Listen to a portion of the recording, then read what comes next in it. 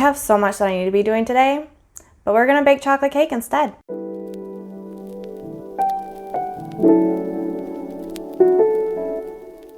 So I was working on planning next week's meals, and I happened upon a recipe that my mom used to make me all the time when I was a kid. And there was a point that she got to where like cooking and baking were getting harder for her, but this was one recipe that was always so easy for her, and she used to make it all the time. And so this recipe has a lot of nostalgia for me, and I wanted to share it with you guys. So the cool thing about this recipe is everything gets mixed in the same dish that you bake it in. The first thing that we're gonna need is 1 cup of sugar. So there's 1. I'm a little nervous that this dish isn't gonna be big enough. This is a 6 by 9, I believe, and my mom always used to use a 9 by 9. Next, we need 1.5 cups of flour. I probably should have been sifting all this in, but this recipe kind of promotes laziness, so I'm staying true to the recipe. Next, we need 3 tablespoons of cocoa powder.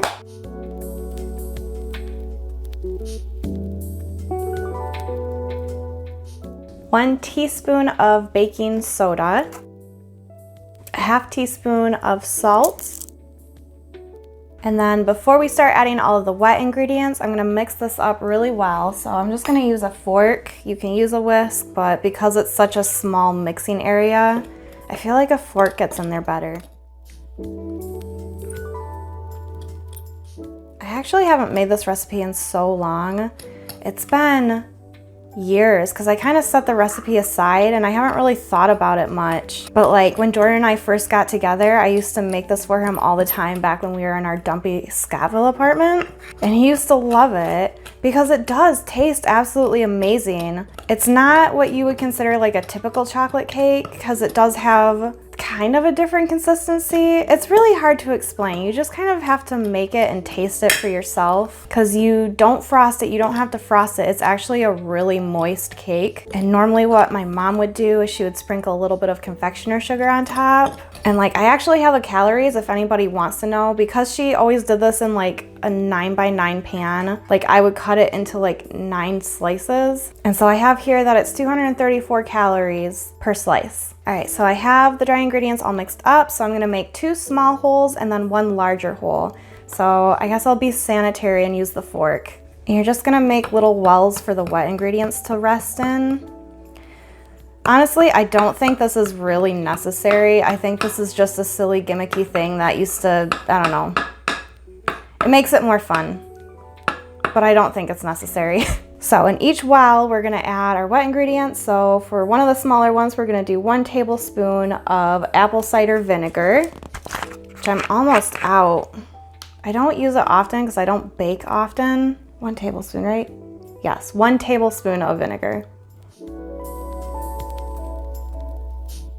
And then 1 teaspoon of vanilla, which I'm gonna put in the other small well. And then in that larger well, we're gonna add 6 tablespoons of melted butter, which I've already melted.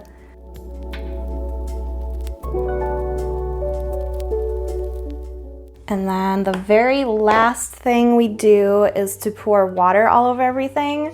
So like at this point, everything mixes all together anyway. So the wells, honestly, I don't think they're important. I really don't. And now we mix everything all up. I didn't tell Jordan I was making this, so he'll be really happy when he comes home. Make sure to dig your fork into the corners so you don't get any like dry pockets. Although if I'm being honest, that's kind of part of the charm of this cake. Because I feel like my mom's cake used to have little dry pockets in it. So I have my oven preheated to 350 degrees Fahrenheit, and we're gonna put this in for 25 to 30 minutes. And from what I remember, I think it does have to bake longer for that. So when I come back, I'll let you know in the end how much it ended up having to be. So here is our beautiful chocolate cake. It smells absolutely amazing. I'm gonna let it chill just a little bit because it's like fresh out of the oven. And it did end up taking 10 extra minutes, so 40 minutes altogether. But again, that was with a 6 by 9 pan, so it may be different if you use a different size pan. I forgot how moist this cake was as I was trying to like get it out of the pan. It's dense. It is a very dense cake. So I haven't had it in forever. Here we go.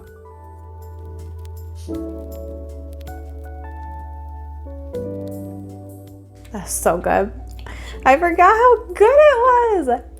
It's not super fluffy, so it's got lots of substance to it. It's so moist. It's almost like fudgy, but then like the outer layer of it is kind of like crunchy, like a crust. Oh my gosh, it's so hard to explain, guys. Just try it. You have to try this recipe. All right, but that's all I had to share with you today. I should probably go do the things that I have to do. Thanks for stopping in and saying hi. Subscribe if you're not already. Leave me a thumbs up if you enjoyed the video. Notification bell, all of that nonsense. And I will see you guys probably in about a week, actually. So I will see you then. Bye.